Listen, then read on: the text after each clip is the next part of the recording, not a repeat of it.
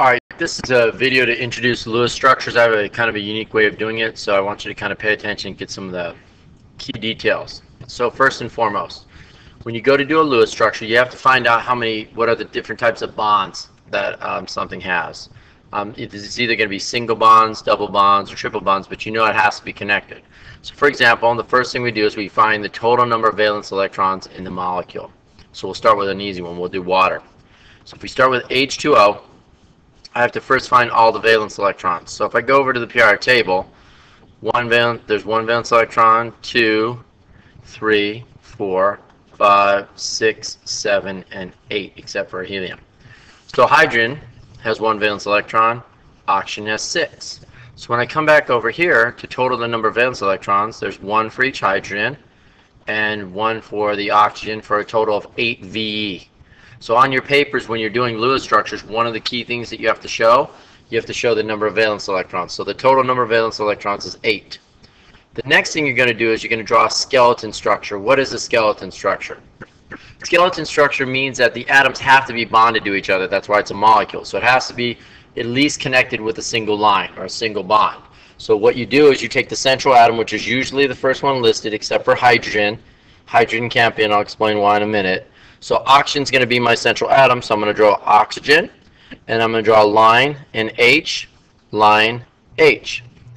That's my skeleton structure. Each atom in the molecule is connected with a single line. Okay?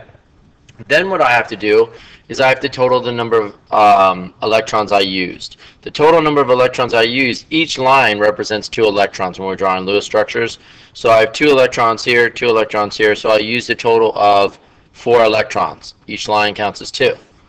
So then, after the skeleton structure, the next step is to find what I call the remaining number of electrons. The total valence electrons I started with was 8. Okay. The number that I used was 4. So 8 minus 4 is going to be 4Re, and I'm going to write that in a little box that I have on the paper when I'm doing next to my VE. I'll write my Re. I have 4 remaining electrons. Then I have to figure out, I go back to the original molecule or the skeleton structure, which at this point looks like this.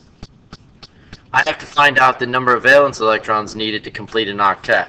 So step 4 is count the number of assigned electrons, figure out how many electrons are needed to get, so every atom that needs 8 gets 8. A couple things to remember though. Every line counts as 2 electrons when we're counting them. An H can never be a central atom because H only gets, well, I suppose usually wrong. That's a mess. Ignore that right there. And H always is happy with just a line because hydrogen's so small in a Lewis structure, all it ever gets is a line. That's why H can never be a central atom because it can't have other lines coming away from it. All outside atoms, and I'll show you in the second example, always need 6 electrons. It's really the trick to find what the central atom needs. So if I go back over here, if I look, hydrogen's good because it has 2 electrons, so it doesn't need any more. This hydrogen's good as well because it's got a line, so it's good. Well, I go by assigned electrons. Currently, the way it's drawn, not what I know oxygen has, but by the way it's drawn, technically this line counts as 2, and that line counts as 2 for oxygen. So oxygen currently has 4. It needs 4 more to get to 8. Hydrogen's good, hydrogen's good. So then what do? Well, I take the number of needed electrons after I just figured that out. Here, I should have just done it here. When I go to find needed electrons, I do it like this. This needs 4, 0, and 0. Well, that's not the best pen to use. So 4, 0, and 0. So my Ne is 4. Here's where the beauty of the mathematical calculation for a Lewis structure is. You take the remaining electrons, Re, minus the needed electrons, Ne, and it'll give you a number. I had 4 remaining. I need 4. 4 minus 4, I subtract them, is equal to 0. What does that mean? Well, here's what it means. If you go back over here, notice if you have 0 after you compare or subtract Re from Ne, you basically have all single bonds in the molecule. So the molecule is all single bonds. So then I just go automatically, boom, right to step 6. If I'm minus 2, that means I have to put 1 double bond in the structure. If I'm 4 short, it means I could either put 1 triple bond or I could put 2 double bonds in the structure when I have minus 4. So mathematically, it'll tell you what bonds the molecule has based on subtracting the number of remaining electrons from the needed. It's just counting. That's all you're doing. So then the last step is you add the electrons to the elements to complete a total of 8 electrons around each that needs them. Basically, you're going to rock the dots. All you're going to do is go back to that structure. I said I needed 4 here. 1, 2, 3, 4. Done. 0, 0. Boom. I'm done. Now, how do I check to make sure my Lewis structure is drawn correctly? Remember when I said I started with a total of 8 valence electrons? You should be able to count the same number of the total valence electrons you started with. This line counts as 2. There's 2 here, 2 there, 2 there, for a total of 8. Check. I'm good to go. So those are the 6 steps in order to draw a Lewis structure. Now, what I'm going to do is I'm going to do another one. So I'm going to clear this out. Let me clear the ink off this page. Let's see here. Clear the ink off this page. So I'm going to do another one. Carbon dioxide. I have to draw a Lewis structure for it. My central atom is going to be carbon because it's listed first. First, I have to total the number of valence electrons. So I go to the periodic table. Carbon has 4. Oxygen has 6. So I go back over here. 4 for the carbon, 6 for each oxygen. Gives me a total of 16 valence electrons. Total number of valence electrons. Step 1's easy. Step 2, draw the skeleton structure. Again, 1 bond between each atom. So if C is going to be my central atom, line O, I'm good to go. How many did I use? Well, remember every line counts as 2 electrons, so I used a total of 4. So my next step is I subtract the number of used electrons to find my remaining electrons. So I have 12 remaining electrons. That's how I did it. So I used 2 in my drawing so far, started with 16, I get 12 left.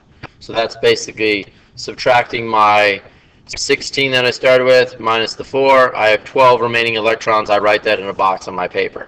Next step, I need to find out how many the rest of them need. Remember, all outside atoms will always need 6 to be complete except for hydrogen. So if I go over here, this is my skeleton structure. Let's find the number needed. Okay, so if I go here, automatically, this is not a central atom. It's an outside atom. These both need 6. Because it's got 2 by the way it's drawn, so it needs 6 more to get to an octet, because we're talking about what we have drawn. The only one I have to think critically on is I have to look here and see how much carbon has. Well, this line counts as 2 for carbon, and that line counts as 2 for carbon. So carbon has a total of 4 electrons right now, but to get to 8, it needs 4 more. So I need 4, so I'm going to add 4 right there. So my total number of needed electrons is 6 plus 4 plus 6 is a total of 16 needed electrons. The next step is I take the remaining electrons, which were 12, I subtract my needed electrons, which are 16, and I end up with minus 4. What does that mean? Well, if I look over here, minus 4 means I'm 4 short. That means I can put either 1 triple bond in or 2 double bonds. The key thing when you're going to do these, for example, like for carbon dioxide, this is what I have starting with it, this is what I've drawn so far, is you want it's possible to make the molecule symmetrical following the rules, make it symmetrical. So what I'm going to do is I'm going to add 2 double bonds, because minus 4 means 2 double bonds. The last step to finish my Lewis structure is rock the dots, yo. What I'm going to do is add dots until I get to, where did it go? Until I get to 8 for each one. So right now when I look at oxygen, oxygen has 2, 4 right now, so I add 1, 2, 3, 4 more.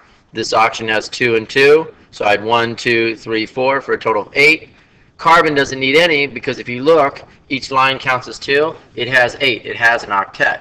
So my final Lewis structure for carbon dioxide contains 2 double bonds, no lone pairs of electrons on the central atom, and each oxygen has 6.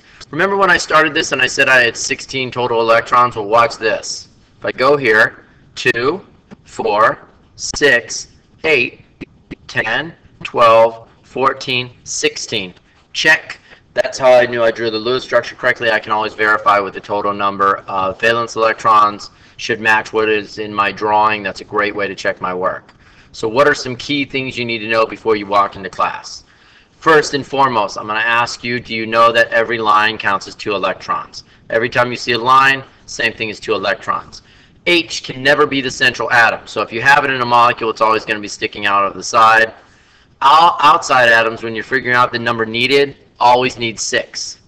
The central atom is usually the one listed first, except if it's hydrogen, like in the case of water, then you know that oxygen is going to be your central atom.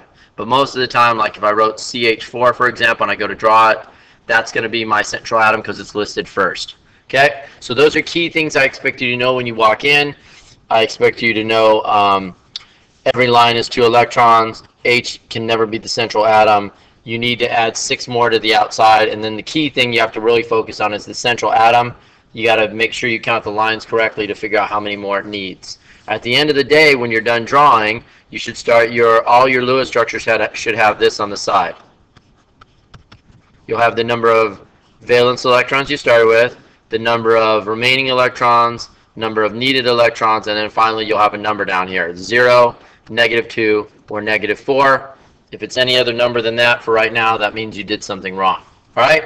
Have a nice weekend. Just to let you know, when you walk into class on Monday, I'm going to quiz you on this, so make sure you fill out the video sheet correctly. All right? Have a great weekend. Okay.